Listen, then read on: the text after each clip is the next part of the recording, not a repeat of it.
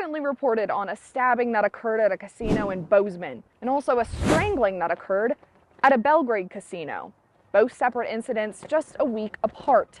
One thing that they both had in common: meth.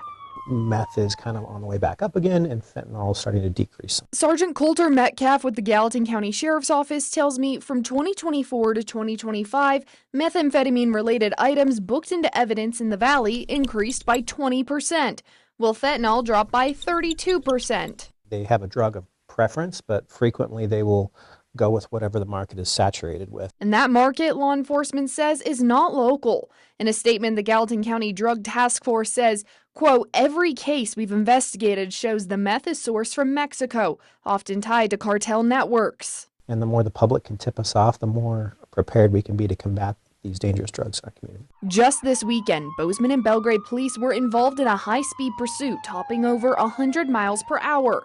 Officers eventually arrested a Washington man on 13 charges, seizing more than $3,000 in cash and multiple drugs, including cocaine, meth, and heroin. Metcalf says addiction doesn't discriminate, and meth can take hold fast. I remember very distinctly talking with a prominent member of a community, and he said he tried methamphetamine one time, and he said the first thought that he had afterwards was, where can I get some more of this stuff? Outreach coordinator Cheryl Garding for Rimrock Addiction Center and Behavioral Help agrees. And my own personal experience with substance abuse and amphetamine use is one, like once you start, it's really, really hard to stop. On a Zoom, Garding says their clinic has served Billings for over 50 years, expanded to Bozeman this year as the need continues to grow.